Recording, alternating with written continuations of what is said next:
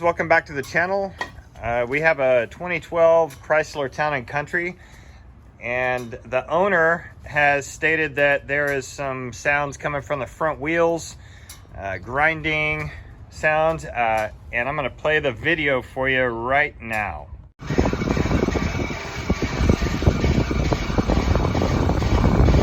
Hopefully you can hear that. That's without applying the brake. That's just him pushing the accelerator. Okay, so at first glance, don't know if you can see that, but we have some scoring on the rotors themselves. They're very hot. I can feel the heat coming from it, and we're going to dive into this thing when we come right back.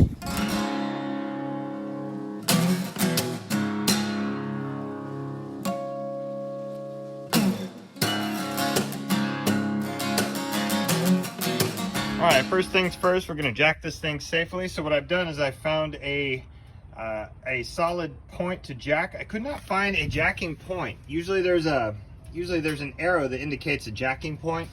I don't want to risk it, so I'm jacking it on the frame right now where it's mounting into the subframe.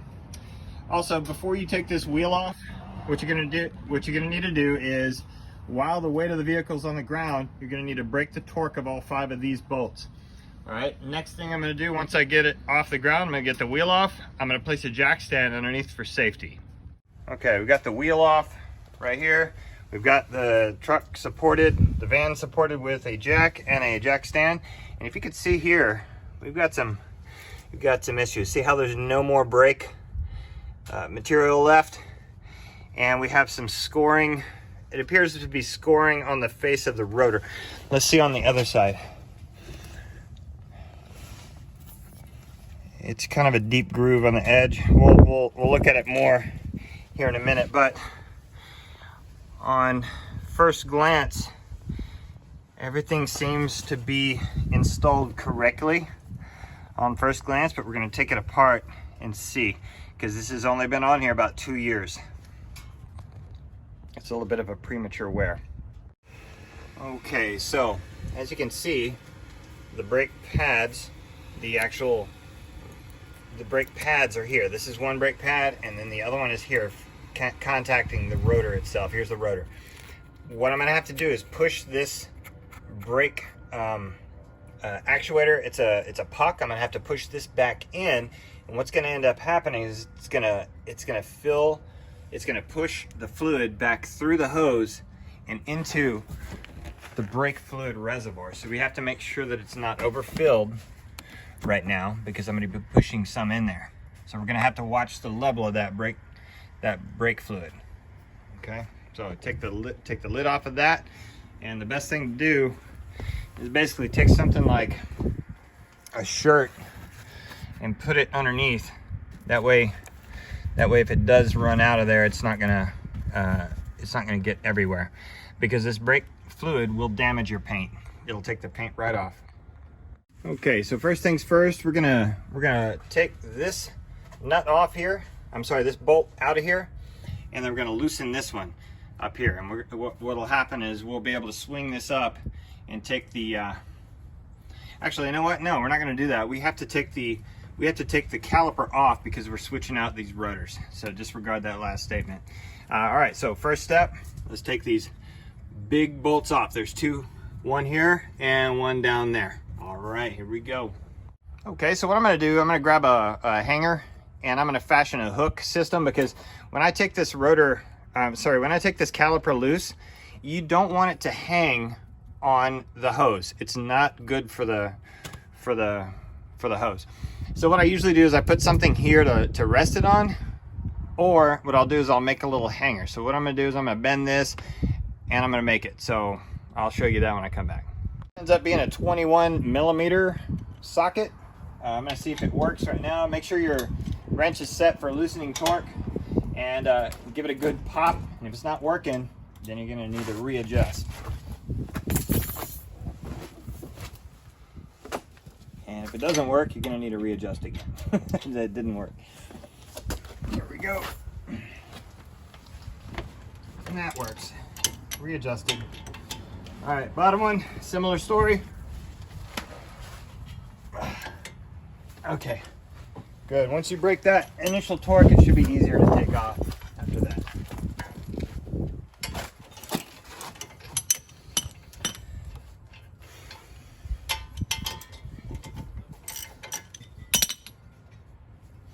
All right, what you can do is kind of wiggle it. You wiggle this caliper and these bolts will come out easier. What I like to do is, when I take one of these bolts out, they may or may not be two different lengths. So what I'll do is I'll say, okay, this is the bottom one, and I'll put it here, and then the top one,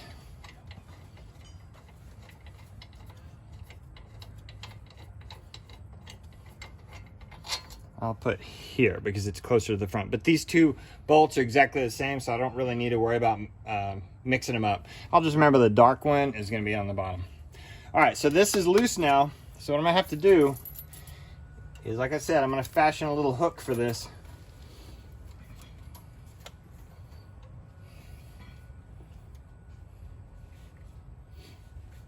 And I brought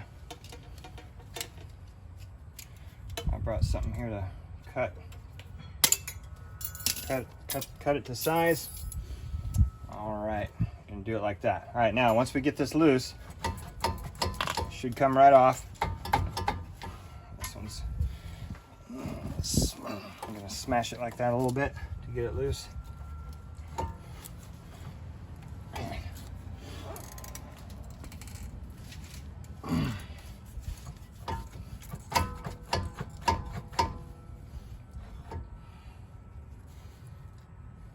Okay, it's on there.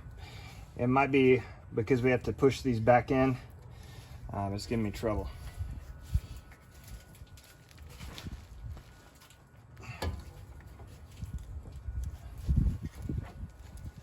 There it goes.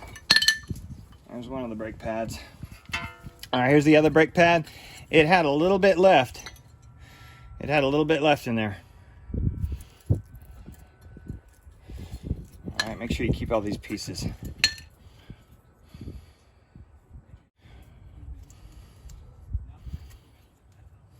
I'm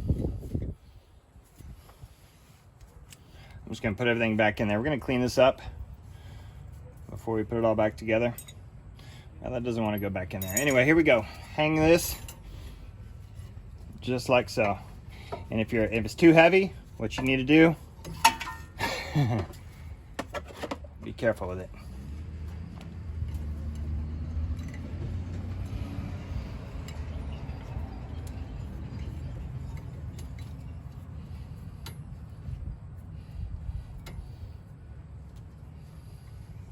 See what I'm doing? All right, so that should be good there. What I'm gonna do is I'm gonna get something underneath here to, just in case it falls, it'll catch it. So, okay, so first thing we're gonna do now is we're gonna push that piston back in there. So the reason why we wanna push the piston back in is because you will not be able to get the new pads in there and fit it around the rotor if it is fully extended. And that's what it's showing right now. So basically what I've done is, if you could see, and most cars are like this, what I'm going to do is I'm going to kind of put this in like this and get the other side of the C-clamp around the back. And what I'm going to do is I'm going to use the old rotor to push this piston back in. All right, here it goes. It's kind of you got to be careful with it, but when you do this, it pushes it back easy. And I'm turning this rotor. All right, I'm going to readjust.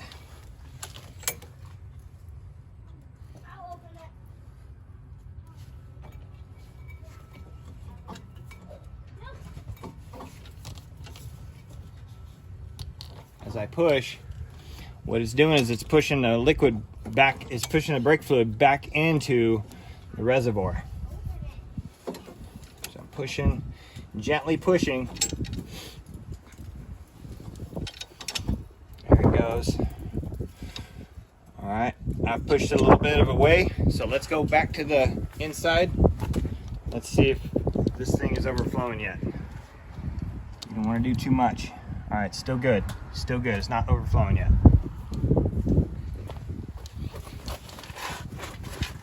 But as you push that piston in, you're going to want to make sure that the level of fluid remains satisfactory. And as you can see right here, as you can see this puck, this piston we call it, as I push this back in there, that piston is recessing back into its home. All right, I'm pushing. Once it bottoms out, you don't want to go too much further. But there's a way for it to go. There's a ways. All right, it's stopped. So what I'm going to do now that it's stopped, I'm going to remove my tool.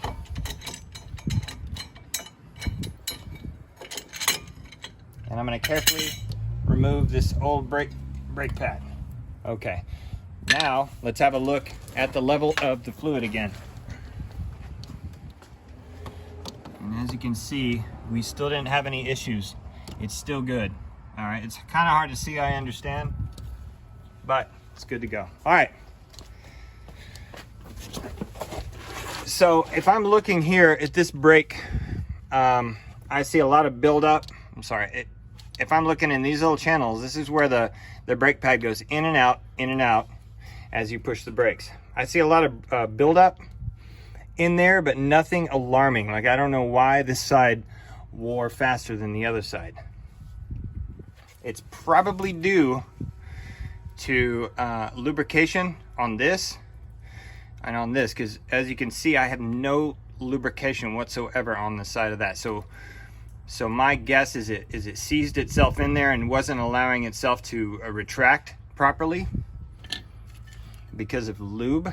It needs lubrication on these metal parts. If you've watched any of my other videos, I'll show you to lube these parts right here, because they're the ones that go in and pushes the brake in and out, and it needs to be able to move. Otherwise, there'll be interference with the rotor. All right, so we're ready to go. What I'm going to do is I'm going to use a wire brush and kind of prep these areas here for the new pads, and I'm also going to remove this rotor. All right, so this rotor's on there pretty good. So what I'm going to do is I'm going to try to hit it with a hammer in various places right here. Good hammer, okay? And if that doesn't work, we're going to send this bolt through, and hopefully it'll push on the other side to get this rotor off of here. All right, so let's try the first method first, being very careful not to hit the lugs.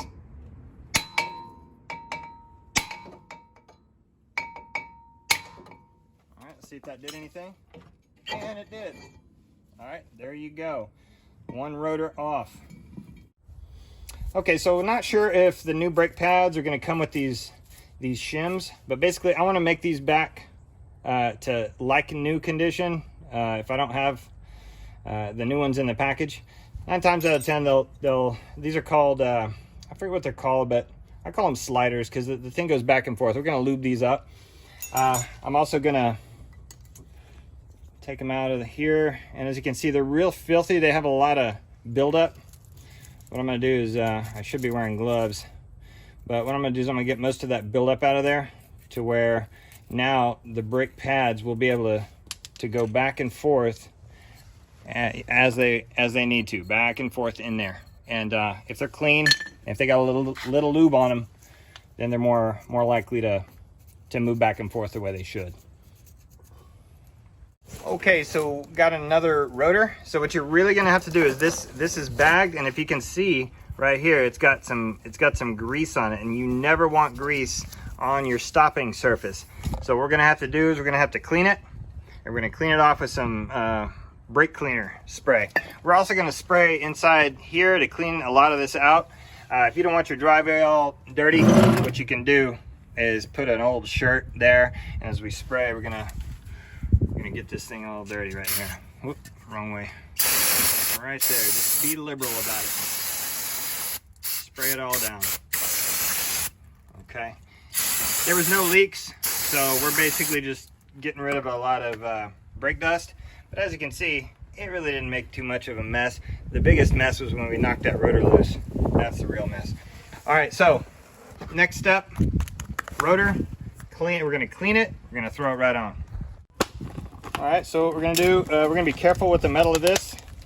We don't want to get any scratches or scoring on it. All right, and it is oily. So what I'm gonna do is I'm gonna put it down on the dirty one, and I have a clean shirt here, just some clean surface I can use to wipe off all this old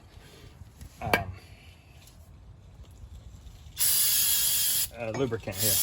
All right, I'm gonna clean that real good, and I'm gonna wipe it while it's wet. Okay, clean the backside real good, and wipe it while it's wet. All right, now the reason why I did the backside is so now what I can do is I can place it on the vehicle, and I'm not gonna have to worry about it, my hands getting on it dirty. Now, what we're gonna do is spray the front side. And again, wipe it while it's wet. You want all that lubricant off of there, on the brake surface, the brake mating surface, or the brake pressure surface. All right, we're looking good. Ideally, what you're gonna wanna do is you're gonna wanna wear some kind of nitrile or rubber gloves, because this stuff really isn't good for your bloodstream, but you should be okay for now. All right, got the rotor on. So what holds the rotor on is the lug nuts. Okay, so this is loose. I know it was tight when we took it off, but it's loose. It's loose as of now. We're gonna fix that later. All right, next thing, get some, when you go to the store to get brakes, what they did is they included this for us. See how there's a picture of a brake on there?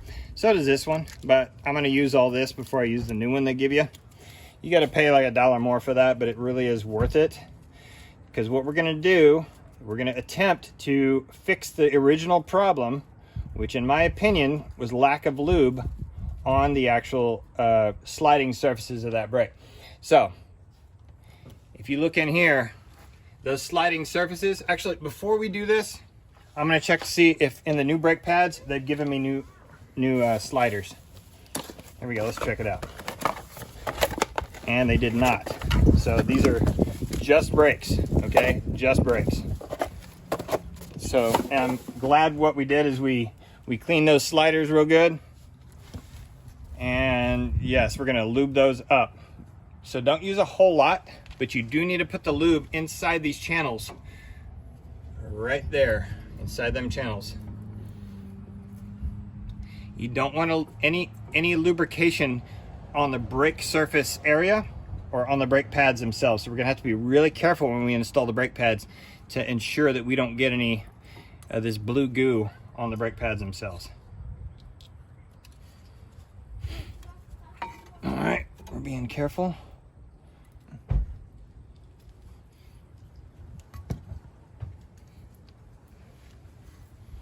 And I was telling the owner of the car that I'm not sure, but if you swap positions, take note of how these little sliders, take note of how those are installed on your car. And if they're installed properly, they're gonna allow the brake pad to go back and forth. And what I was telling him is that my suspicion is these may have been flipped or something like that, causing a binding on the top side or the bottom side. I'm not sure. So this is the way these should go on. All right, next step. You take the brakes out of their protection here. And we're also gonna use a little bit of lube on these in certain key areas. As you can see, they're mated 2 and 2. We'll see if we can keep that way. All right, so the new brakes, they come with this little guy right here. And what that is that's a brake pad wear indicator. So when it gets down to this level, it's gonna make a screeching sound for the owner of the vehicle. That way they can know when to replace it and when not to.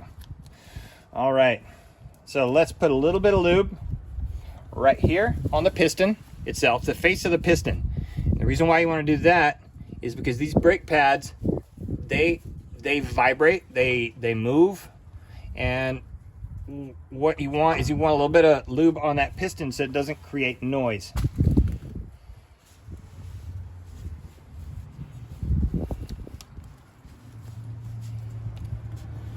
All right, we're going to install the brake pad, the way the brake pad goes is it's going to go with the pad facing the rotor. So the way we do that with this one is carefully install it in here, and it's the wrong brake pads. Okay, so the last, and you guys probably have had this experience before. You get home and you got the wrong part from the parts store, and that just happened to us. So these are the correct parts, and it still has this brake pad wear. It's like an alarm. It tells you it's going bad. So the other ones, if you note, did not have these, so it did not tell the owner of the vehicle that something was wrong. So that's part of the problem. All right, so we have fresh gloves on. Make sure you don't get any of that blue oil or grease on you.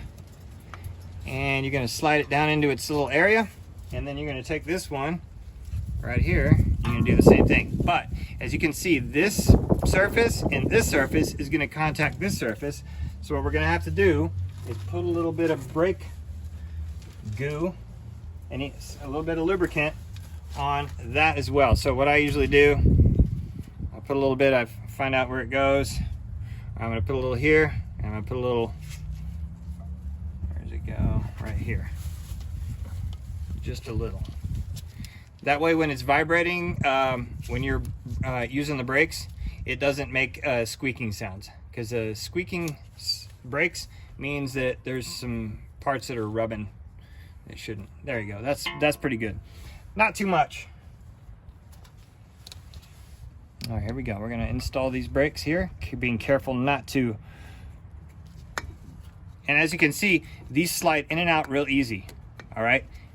The other ones did not. They were hard to get out. Now that we have this rotor on, it's on, but it's not on yet.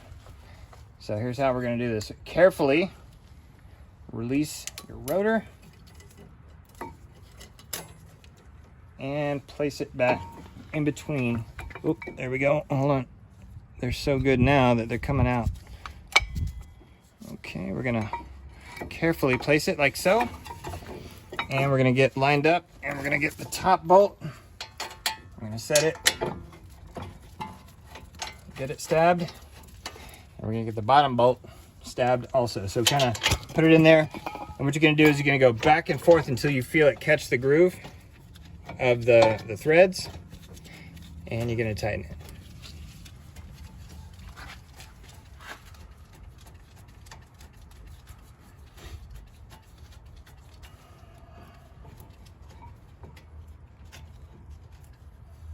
Next step, we're going to tighten these, and then we're going to torque these. All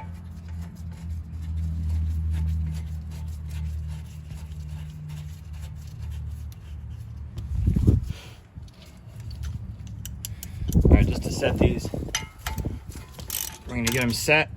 I just secure it like that. The next step is to torque.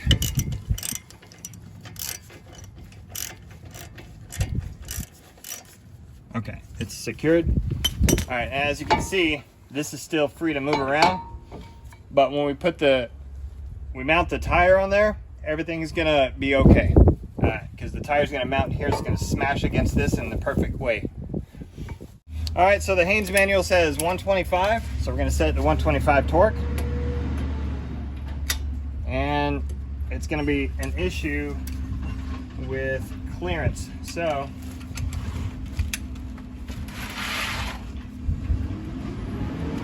having an extension might help.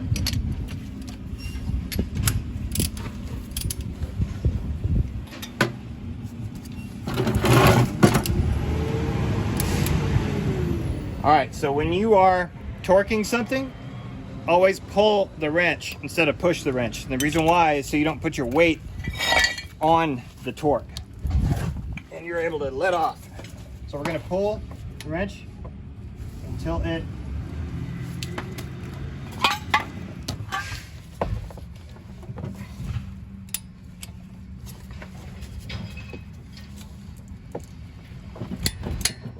go. That's the first one.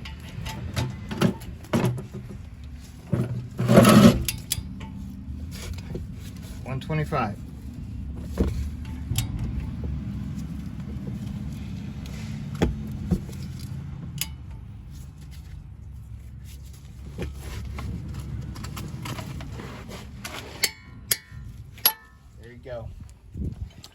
little excessive, but this is the main torque area of your brakes. So those bolts need to be really, really torqued on there good. You don't want to over torque them, obviously, but most importantly, you don't want to under torque those. All right, next step is to actually put the tire back on with a wheel. And we're gonna look around the area, make sure we did not forget to tighten any areas, make sure nothing's binding, make sure that our braking surface is clean. And once we verify that everything looks good, we're gonna put that tire back on there. We're gonna work on the other side. All right. So Haynes manual says that the torque value for your lug nuts on the 2012 Chrysler Town & Country will be 100 foot-pounds. So we'll just have to back it off just a little bit. Change out our adapters, probably about a 19 millimeter. We'll see. There's 18. This one's a 19. Yeah, it might be smaller than that. Nope, it's a 19.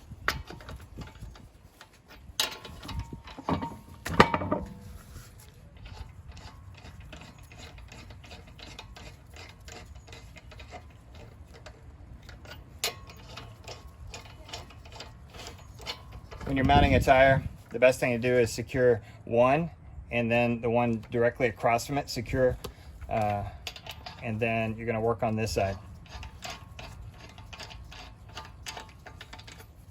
You're gonna work in a star pattern.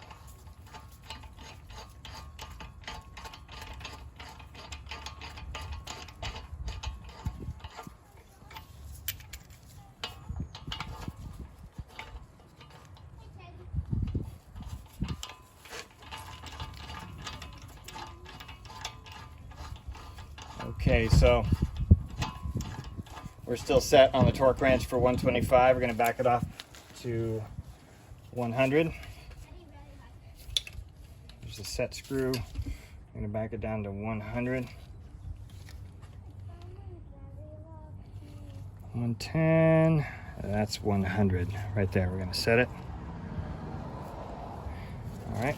Now we're gonna torque it in a star pattern. Again, pulling to get our torque. Here we go. 100. There's that one, and a star pattern.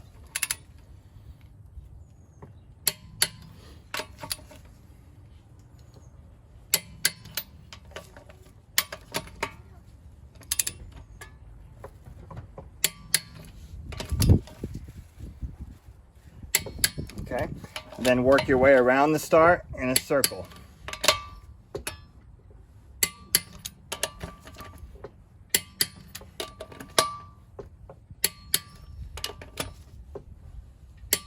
All right, it's all torqued up. Okay, the last step on each brake is after you're done changing brake pads out and you've pushed that piston in to the caliper, you're going to want to push the piston back out of the caliper.